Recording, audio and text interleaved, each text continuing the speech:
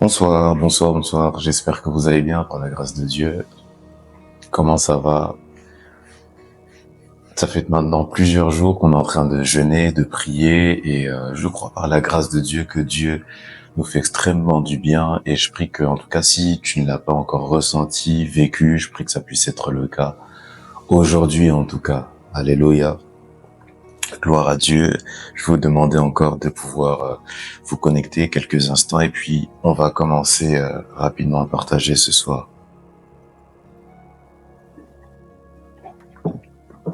Donc tu partages, tu viens, j'attends encore quelques personnes. Et ensuite on va commencer. Amen, amen. Dieu est bon. Gloire à Dieu. Alléluia. Si tu es déjà là, reste. Donne-moi juste quelques minutes, on va pas être très long ce soir comme la dernière fois. Je vais juste partager deux, trois petits points et puis ensuite on va on va prier et puis ensuite on va se laisser.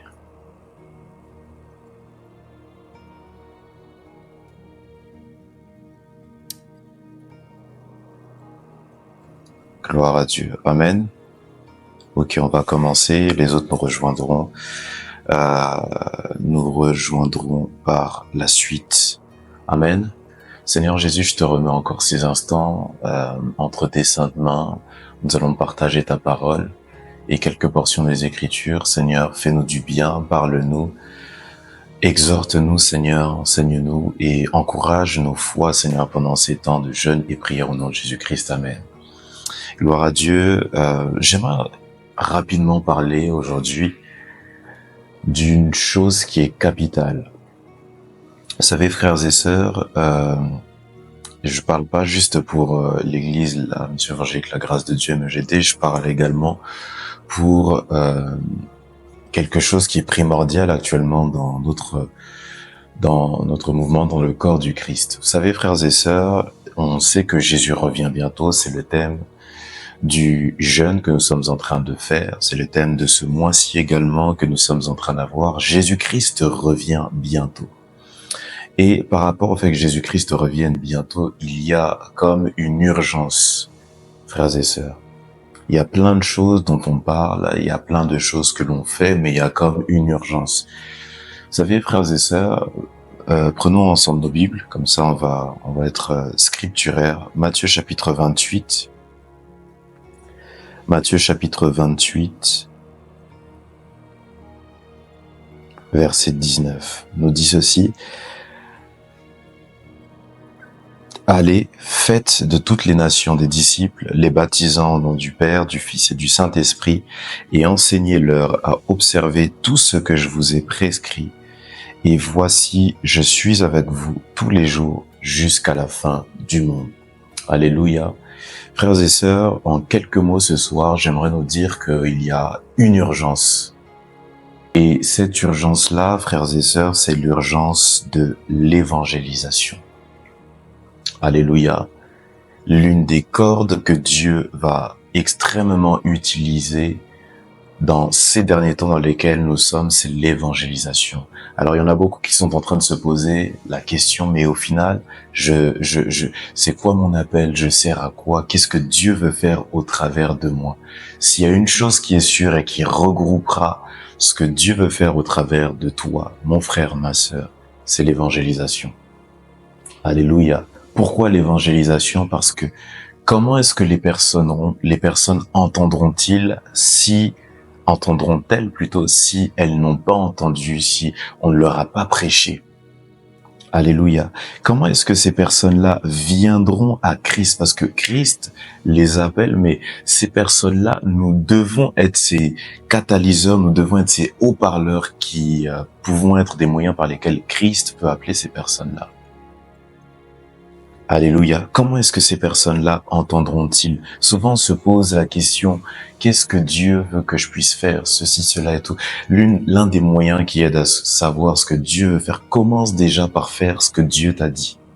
Et ensuite, Il l'aiguisera. Ensuite, il étayera ton appel. Il étayera ce que tu dois faire. Mais la base de l'appel de tout enfant de Dieu, c'est de faire des nations des disciples. La base à tous.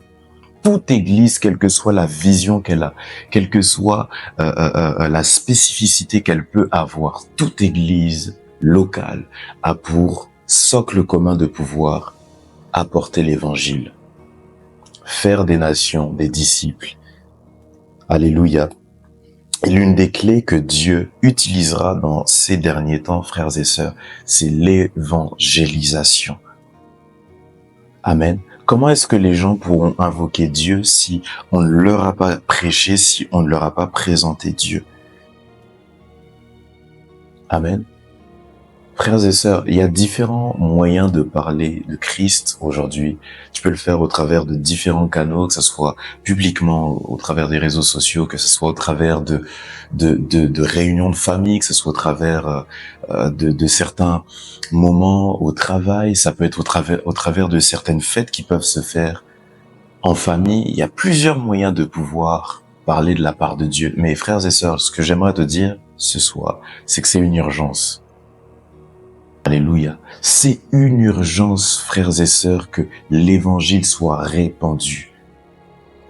Amen. Peut-être que toi, quand tu vas parler de l'évangile, au fur et à mesure, il y a certaines aptitudes que tu vas commencer à découvrir, de sagesse prophétique, de miracles, ceci, cela et tout. Mais ça commence par ce socle commun-là de pouvoir annoncer l'évangile.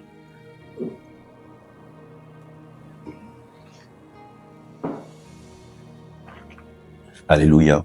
Ça commence par ce socle commun-là. Comment est-ce que les gens peuvent-ils entendre si on ne leur parle pas de Christ, si on ne leur annonce pas la bonne nouvelle, si on n'est pas ces messagers de la bonne nouvelle?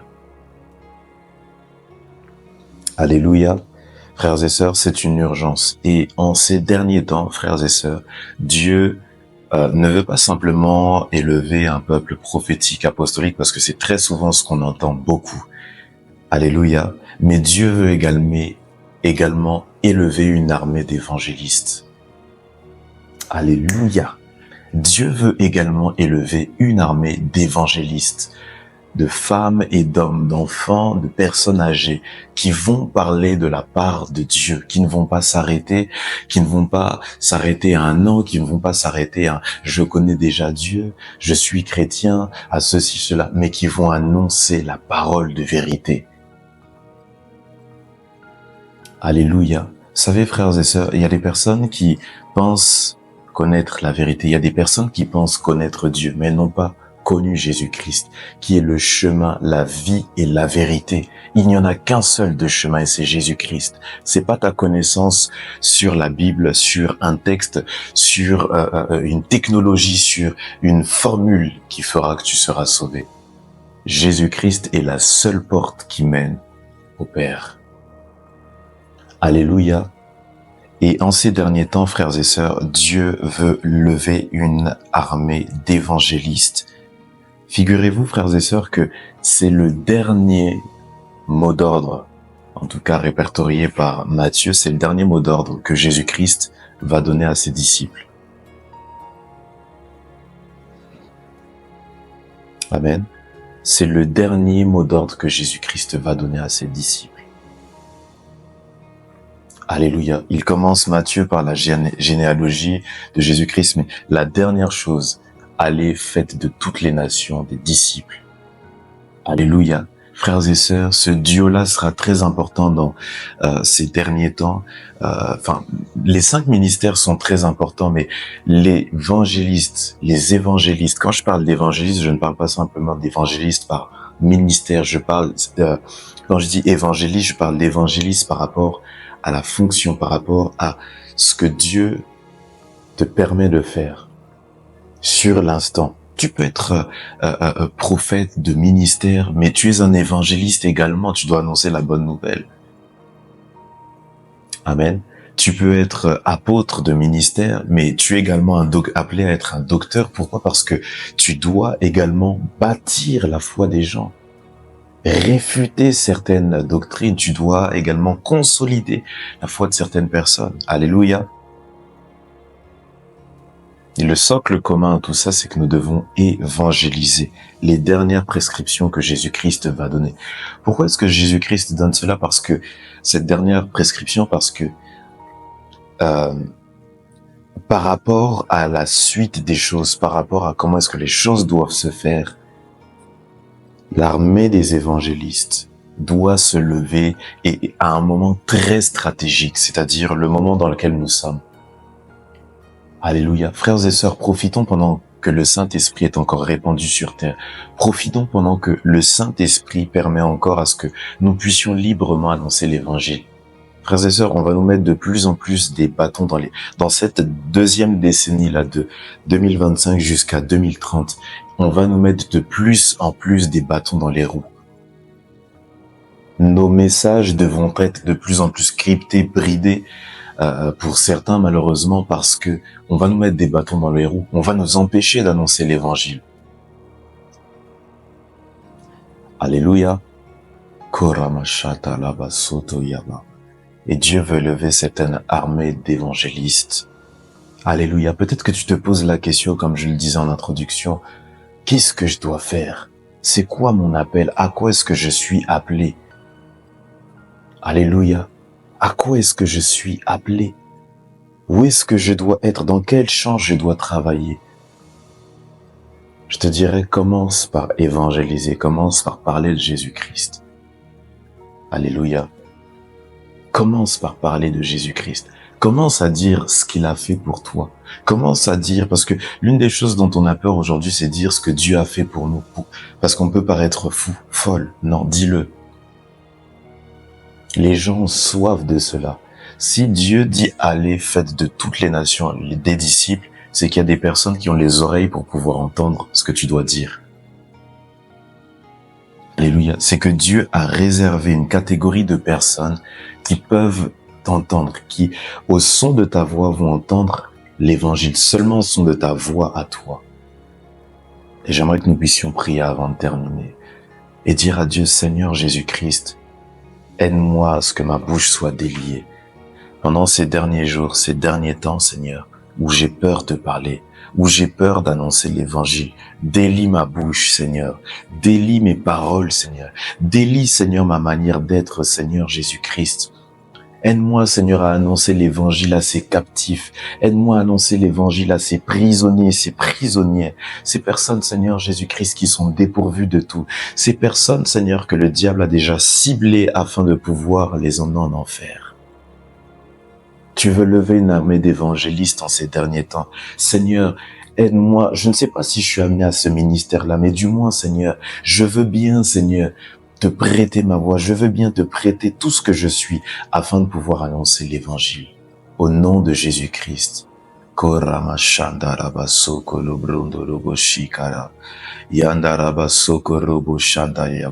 Seigneur, je prie que tu puisses réveiller encore ce ministère-là, ce service-là, tu puisses le réveiller, que ce besoin urgent se fasse de plus en plus ressentir au nom de Jésus-Christ.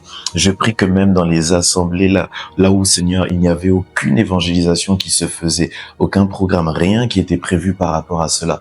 Je prie que cela puisse commencer à prendre place au nom de Jésus-Christ. Répands cela sur la terre, s'il te plaît, Seigneur. Au nom de Jésus-Christ. Merci, Seigneur. Soyez tous bénis. Si tu souhaites continuer à prier par rapport à ce sujet-là, là où tu te trouves, continue à prier et continuons ce jeûne parce que Jésus-Christ revient bientôt et il veut se révéler. Soyez tous bénis. Au nom de Jésus-Christ. À la prochaine.